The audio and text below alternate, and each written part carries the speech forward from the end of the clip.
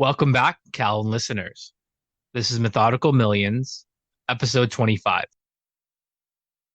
Cal, I've had this on my mind lately. Tell us a bit about stock options and what they are. So, stock options is a derivative of stocks where you can actually trade effectively the stocks without actually buying the stocks.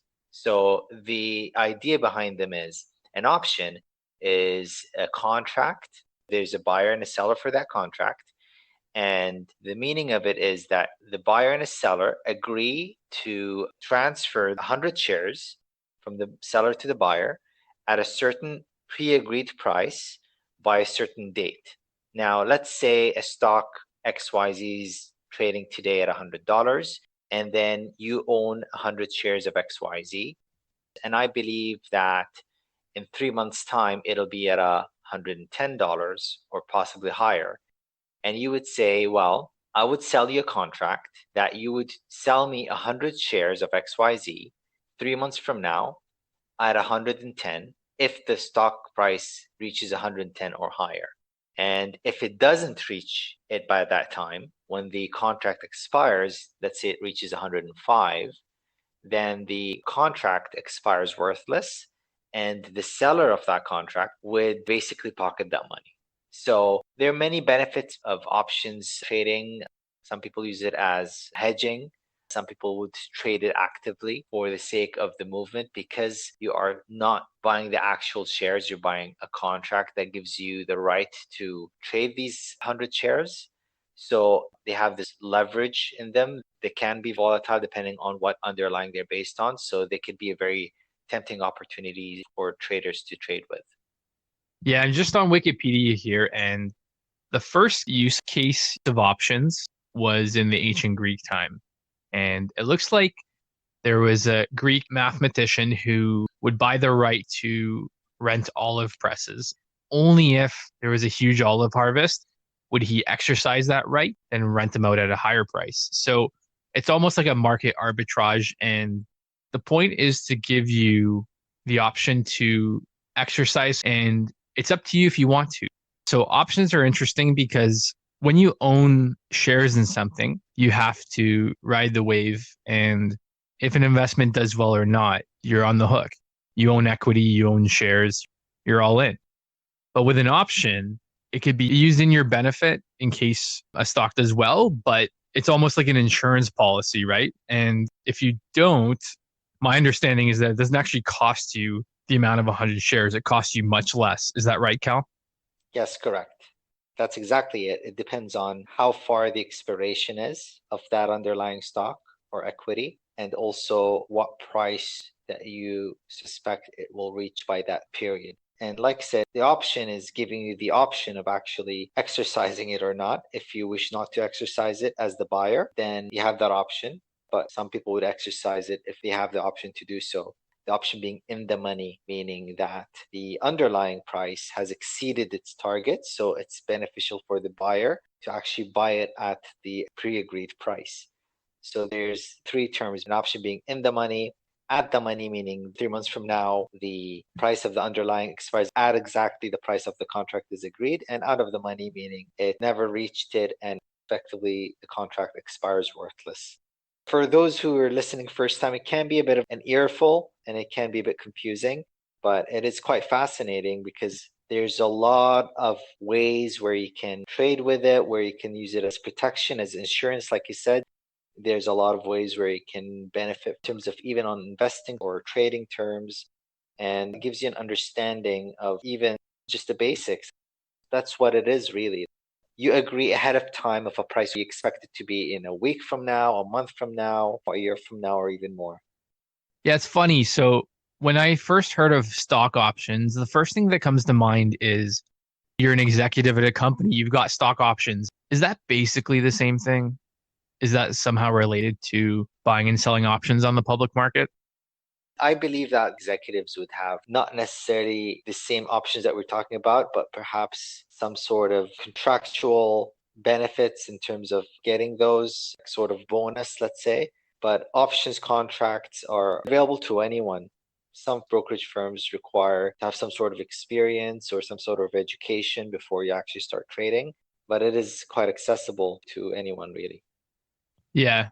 To draw some similarities, I thought it was actually quite similar. So I think the idea is instead of giving you 5% of a company, let's say you join a tech startup that's already mature, you get some stock options. And I think the point of it is to give you options at a certain price. Let's say vesting in 2 years, which means you can't really exercise it before then. So let's say you get these options to buy at a $5 share price in 4 years. And when those 4 years are up, if the stock is worth $50, it makes sense to exercise those. So options are just that. That's the way to think of it.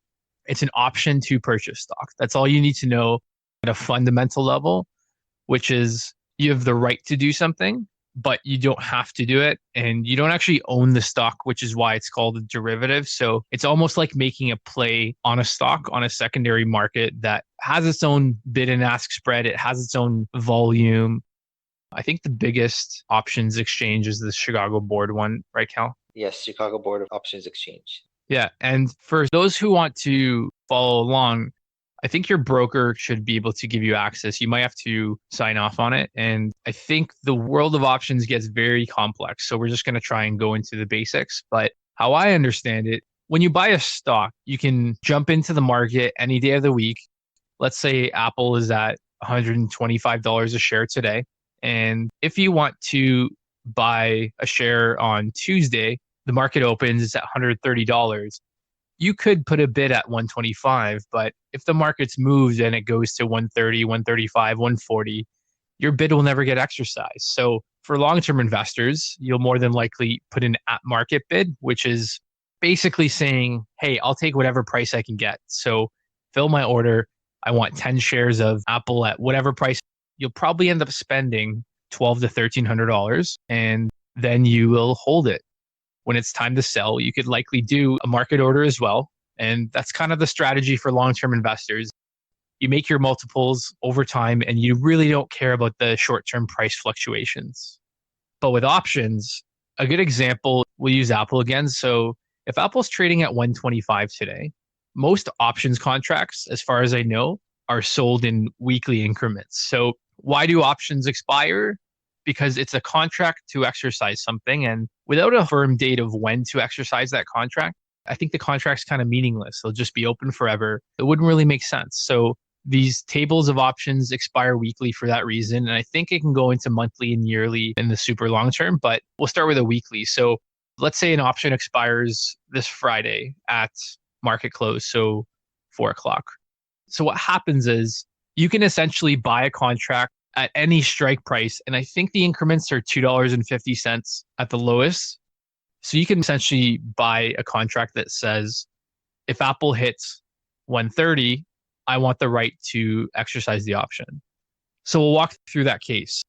If Apple finishes at 125, which is out of the money, as you said, that means your contract is worthless because there's nothing to exercise. So whatever you paid for that option, which is called the option premium, basically went down the hole. And depending on your strategy, which I don't think we'll go into the strategies much today, just the fundamentals of how an option works, what happens as time goes on, and so on. So if your option expires worthless, your contract's done. Your money has been used, and whoever wrote that contract is technically pocketing that money. So every time you make a bet, you have someone making the opposite bet, and you're in contract with an actual person. It could be a broker, it could be a fund. It's almost like physics. There's an equal and opposite bet in your direction every time you place a bet. So if you're buying an options contract under the assumption that Apple will be at $130 or greater in a week, why would you do that? Let's talk about that. So let's say Apple has an earnings call next Wednesday, and on good information, you know that they're releasing self-driving. They're going to come out with cool AR glasses. They've got a new iPhone that's teleporting or something insane. So you understand that there's a good chance Apple will appreciate and they'll hit 5 trillion, for example. So the time at which the option expires is debatable. It might not happen in a week, but it'll happen in a year. So you'd go to the expiry a year from now and look up the option premium. So let's say the option premium's at $5,000 And the thing about options is they actually come in bundles of 100. So every single option contract you buy is always bundled in 100 shares. So the reason why it's essentially so powerful is because you're leveraging 100 shares for the price of 5,000, which Apple at 125 for 100 shares is 12,500. So you have a greater magnitude of force with a smaller amount of capital. It gets very into the weeds. I'm not going to go into the theories necessarily of why options appreciate or not, but just want to explain how those work. So you buy 100 shares, and every single second the market is open, that option has a value.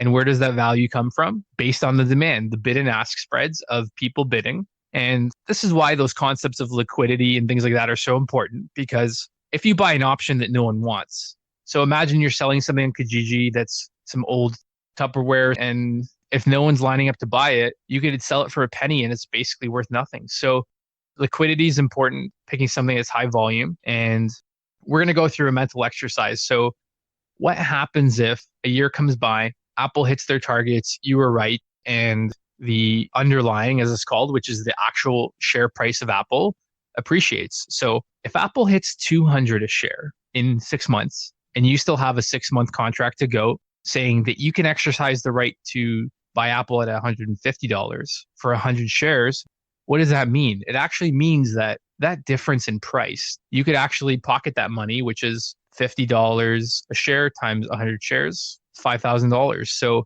people will play options as a way to grow their portfolio. And there's a lot of inference and math behind it, I would argue, but there's a reason why they're traded. Cal, what do you think as a percent? How popular are options in terms of stocks? You seem to follow trading quite diligently. You've looked at trading volume. What's the volume of options traded versus actual stocks on the market? I came across the statistic a while ago.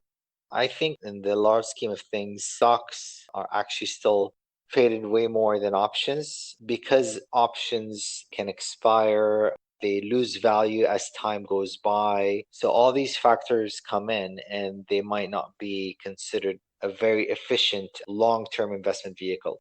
However, that is arguable on what you think long-term is. 3 months, some people it's 2 years, some people it's 10 years or more. So I think stocks are still traded way more. But options are used extensively by big funds. They're available to traders in the public market. But yeah, it is an interesting concept. And the challenge with options is it can be deceiving because the potential can be very big in terms of returns, but it can be a be all end all kind of thing. Can have a scenario where you could lose all your money where it's less likely to happen with stocks. They can be more volatile than stocks. I strongly recommend properly educating oneself with options because not completely understanding how they work and what drives the contract price, what can cause it to go up and what can cause it to go down, can easily blow up your account. So education is key, but they are very, very fascinating to help grow or protect your funds from disappearing in terms of market pullbacks.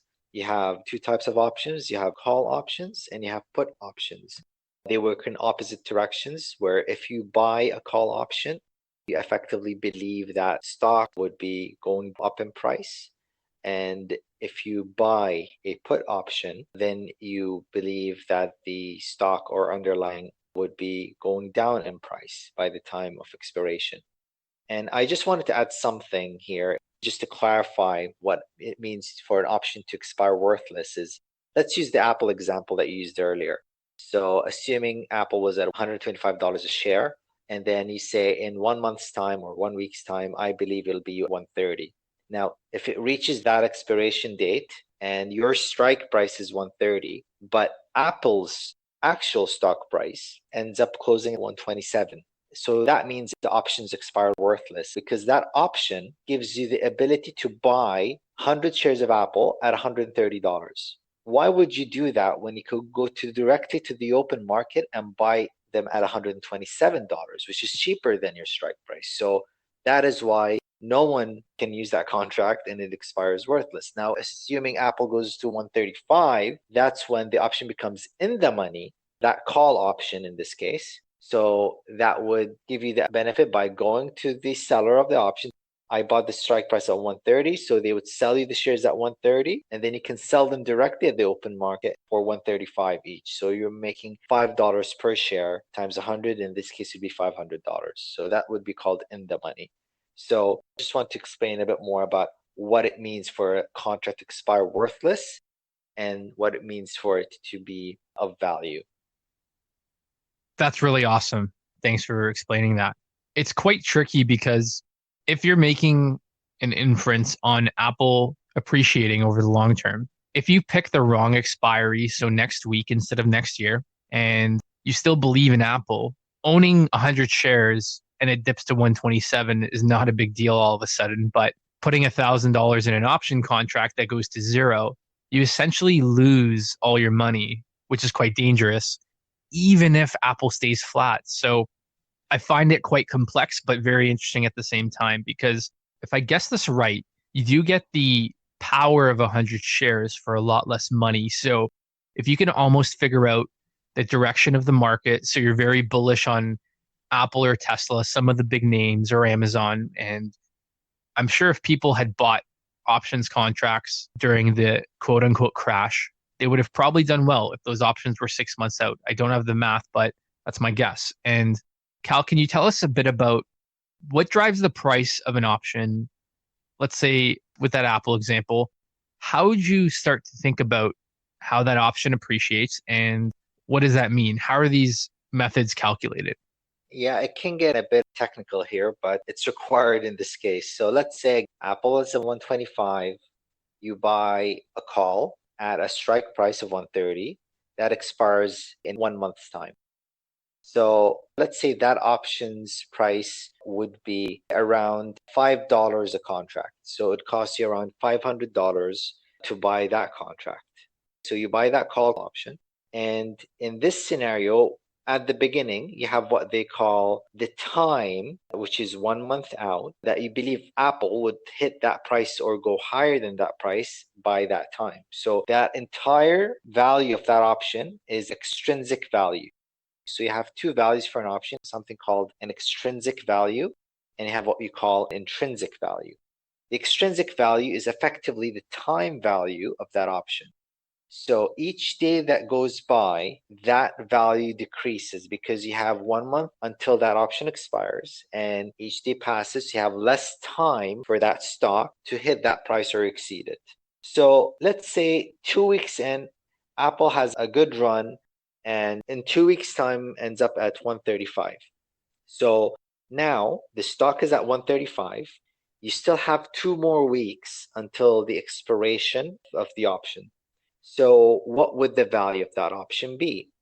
The value of that option would be actually the time left, which is 2 weeks, in terms of 2 weeks worth of what they call time value, plus the difference between your strike price of the option, which is 130, and the current price of the stock, which is 135. So let's say by then, the option price would be around $7. Just to explain to you that the time value of an option isn't a linear movement. It actually drops exponentially the closer you get to the expiration date. But having said that, for this example, let's say that's the case. So you have $5, which is the difference between 135 and 130, plus 2 weeks' time roughly would be around $2 more worth on the option. So now the option is $7 times 100 because it gives you the ability to buy 100 shares of Apple. So the option multiplier is 100. Now the contract's at $700. So if you were to sell the option now, it'd be worth $700. So you would make a $200 profit on that option. So that's a pretty good rate of return, right? Now let's assume 3 scenarios. The first is the end of the month arrives, and the first scenario is Apple closes above 130. So let's say for this example, it actually goes up, goes down, fluctuates, and then ends up closing at 135, the same price that it was 2 weeks ago. So now at the expiration of the option's value is at $5. What that means is that $5, it's the intrinsic value of the option. And because today's the expiration day, so there's no more days left on that option, then there's no extrinsic value left. So it's all intrinsic value. So that's your $5. you actually end up, in this case, being break even. If it closes at 134, 133, there's still intrinsic value, which would be less than the $500 in this case. So you'd actually be losing a bit of money. Now, if it expires and the stock ends up being at 130 or 131, you'd still be losing money because you spent more money than what the intrinsic value of that option is, even though you were correct. You assumed that the stock would be at 130 or more by the end of the month, and it is, but you ended up paying more for that option than what it would be worth at expiration if you actually hold it to the end. So that's where it can get complicated. There are times where actually you could be losing all your money if the option expires at the money, which is at 130 on expiration, or less, meaning there's no intrinsic value left in the option, and your call option would be expired worthless. So it is a mathematical equation. You have the Greeks. So the Greeks are things that help you monitor the fluctuation of the price. Delta is the price change in an option compared to a change in $1 movement in the stock price. So for every dollar the stock moves, how much would the option change in terms of price? Let's say if a delta was 50 of an option, meaning the stock moves up $1, then the option would move up 50 cents or down 50 cents. So that's what delta is. You have time value, you have implied volatility. These can affect the price of the stock significantly. So if the stock suddenly shoots up or goes down all of a sudden, then that would affect the price of the options, because that means there's a wider range that it's moving in. So that would affect the price as well. These are the main drivers of that. Yeah.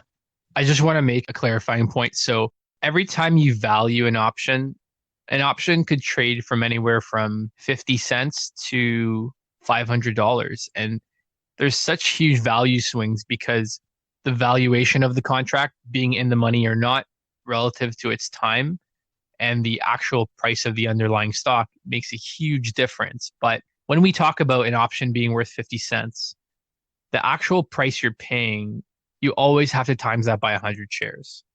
So at 50 cents, it would cost you $50, which is times 100.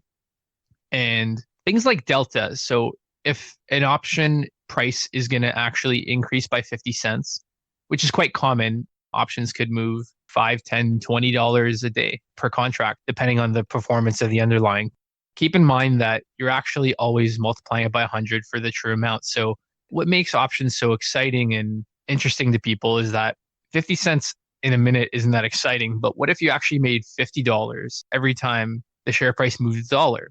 There's a lot of assumptions here and there's a lot of risk, but we're kind of just outlining it to A, learn it better ourselves, and B, just explore it with our listeners. Options making $50 every time an underlying moves a dollar starts to add up.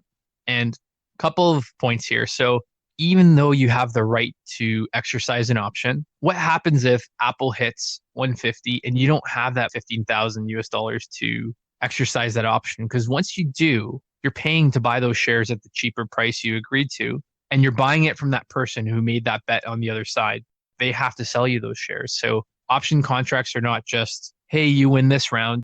There could be an implication of giving up shares or buying shares, and it can get very, very expensive. So unless you're running a fund or really understand the implications, I'd vote do a lot more research than playing around with them. So here's my understanding. Apparently, most options go unexercised. And if you win the trade where your inferences were right and Apple went to 150 in a month and you had that option strike price of 130, you could actually go to the market and sell that option back to the market. And for the sake of simplicity, that option premium would have climbed by the delta that moved less the time decay. So it's worth $5,000 more. Instead of actually buying those shares and collecting the difference in your account and reselling your shares back to the market, you can essentially just sell that option that's worth more money and pocket the premium difference, less commissions. So all of a sudden, you can buy and sell options contracts. And assuming you're right, all of a sudden you're making the options premiums. And when you close your position, that's it. You've closed it out. You've either collected the premium or sold it at a loss to cover back some premium left, depending on the actual direction it went. But that's the idea. You don't have to actually exercise those shares. Just want to make a point about that. That's definitely a way to do it. Cal, we've talked about this before, but let's talk about the sell side for a second. And I read an options book about this. You could actually sell calls that's supposed to be the least risky. I'm going to let you explain it, but let's say you're a big wig, you own 100 shares of Apple, and you want to start selling calls. What does that mean, and what does an example look like? Yes, so let's say you're on the other end of the contract. You want to sell the call option. What does that mean? Let's say again, I own 100 shares of Apple at 125. That's my average price on those shares. So what you're saying is in 1 month's time, I do not believe Apple will hit 130, right? I think it's going to be below the $130 mark. So what happens is if you were to sell that call option and to sell a call option at 130 for a month from now. So if you remember the first example, we said, let's say assume that you bought it for $5 a contract. So that would cost you, using the option multiplier of 100, that would cost the buyer $500. That $500 would actually go to the seller, and they would get to pocket that money regardless of what scenario happens. So if the option closes below 130 by the time of expiration, then the seller doesn't have to do anything. The option expires worthless. They get to pocket the 500 and they still own their 100 shares. What if it expires above 130?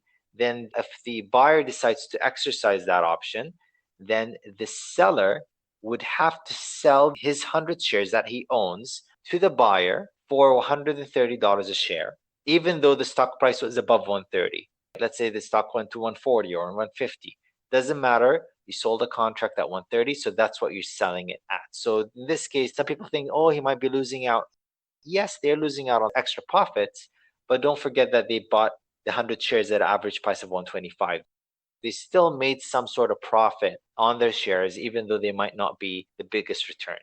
Usually, what they would name a call seller would be bearish on the stock for the period that they're selling. And once it expires, and if it's not exercised, then they get to do it again the next month and again. And they can earn some sort of return on that as long as they still own the shares. So there are many, many strategies you can do, but this strategy is called a covered call, meaning you own the shares anyway, but you decide to sell some options on those shares. And if they expire worthless, then you get to pocket the money. If they actually end up expiring and being in the money, then you'll have to sell your shares, but at least you'll sell them at a price that generally would work for you. So you wouldn't necessarily lose out on it depending on where you set up the strike price. So it's relatively safe, but there's the risk being assigned that contract, meaning that someone exercised it and then you have to oblige to your part of the contract of selling them the shares. Yeah. Contract assignment was those unknowns that really scared me at the beginning. I know I had a lot of questions around it, and my fear of the unknown was, do I get assigned? Am I going to owe more money than I invested in the contract? So the step one of risk, if you're buying call options, taking over contracts that people are selling, my concern was that A, you could lose your money in a short amount of time if you don't hit the strike price by that expiry. But B, I wasn't quite sure if I'll be assigned or anything like that. But as far as I understand it now, if you're buying a call, you're taking over a contract, it's open. So it's called buy to open. If you want to close off that contract, we walked through the scenario of it expiring worthless. So in that case, yes, worst case, you would lose your initial investment. But let's say you want to recoup some of that premium back and you realize the position's not going in your direction. So maybe you sell it for half price, and that's called sell to close. You're going to close off that position, your position neutral as it's called. But in the case of selling a covered call where you have the shares in your account, and again, maybe you realize Apple is jumping, it's getting close to your strike, you still want to go long Apple. You don't want to have to rebuy the shares at some unknown number. So my understanding is, A, you sell to open that position originally, that covered call. You could actually buy to close it. So you're rebuying a contract on the open market and you close off your options contract. So in that case, I don't believe you would get assigned. but you had wrote a contract, maybe you collected $1,000 premium, and now you have to go to the market and buy one for 2,000 to protect your shares. So there's a lot of ways of looking at it depending on your strategy. And that's why we talked about things like time horizon, because I think options trading opens up a whole new game. There's a lot of moving parts. It's not just a linear stock movement. It's almost another plane entirely. So just before we wrap up here, let's try and scare our listeners a bit. What's the worst possible outcome someone trading options could run into? I think that's called selling naked calls or puts, which means you don't have any of the underlying in shares. Is that right, Cal? What does that look like, that scenario? Yeah, that could possibly be the worst case scenario. So you trade the S&P 500 ETF, which is the SPY. So right now SPY is trading around $340. Just early in the week, it was around 355. So you could have said, okay, I'm going to sell a 1 week naked option, meaning I don't own any SPY shares. So I'm going to sell one put contract at $345 and make that money because it's not likely going to drop that much in 1 week. So you do that and then you make a small premium. Let's say you make $50 on it. And then the market drops during that week and ends up closing that week at around $344 or so. So that means because you sold that put, if you're a put seller, you are now obliged to buy 100 shares at $345. So you have to spend $34,500 of SPY shares that you might not have if you don't have a large account. So that assignment could be quite expensive. The thing is, with a seller, you don't have the control whether you get assigned or not, where the buyer has the option to buy or to sell those shares, whether it was calls or put. Yeah, I think it's a cool topic. We're going to follow it closely and we'll keep our listeners updated on our progress. So, in the case of an option getting exercised, number one, you need a brokerage that will sign off what I believe is called a margin account. So, you have to be able to leverage or borrow money in the case of an exercise event. And that 34K, what happens is you own that stock on margin and you will absolutely get margin called, which means, hey, you better pay up. You better go sell a car, sell a house, sell some assets and fund the account to settle it square. What actually will happen as well is the broker will do two things. One is if the option gets exercised, I'm pretty sure in most brokerage agreements, they will auto force you to sell those SPY shares back to the market at market value on the next opening day. So Friday comes, someone exercises it, you've got 34,500 in SPY shares. And if SPY drops to 320 over the weekend, there's a doomsday event and there's another 10% drop. What's going to happen next? You will have to sell off your position at, let's say, 32,000, and all of a sudden you're on the hook for that $2,500. But as a brokerage, that risk is really toned down where they're not going to chase you for 34,500. They'll chase you for the difference. And this is why we recommend a lot of education when it comes to this kind of stuff. And it is quite common, I think, for hedge funds to use it. I just want to wrap up. I did hear something recently that SoftBank, probably the biggest fund out there when it comes to venture capital, specifically in the tech space. So it's run by a guy who made lots of money in the 90s, early 2000s on big bets, and over time grew this huge amount of funds. So most VCs would be proud that they're running a fund of 500 million, $1 billion. But under SoftBank, they run a fund of 100 billion. And they made some big investments like Uber. WeWork was one that they were famously put through the ringer because it had some IPO issues. I think they're doubling down on that one, and they own probably 80% of the company, and they're going to try and pull a rabbit out of a hat there. But what SoftBank was in the news for was buying a lot of call options on companies like Tesla, Apple, Amazon in April during the crash. And it's a way to use leverage under the assumption that the companies will do well in the next 6, 8, 12 months. So that's an example of putting your money to work where you can, and I would argue they're very diversified. They're not put it all in black. Diversification is key. So I guess our public disclaimer on this one's going to be take the time to educate yourself. It doesn't have to be a success overnight. This is definitely a lot to wrap your head around, but useful in the right cases. So we're glad to have covered that. And any questions, drop us a line. We'd love to hear from you. So with that said, we'll wrap up today's episode. That was Methodical Millions, episode 25. If you'd like to follow future episodes, you can find us at methodicalmillions.com or info@methodicalmillions.com for episode feedback. Thanks, everyone.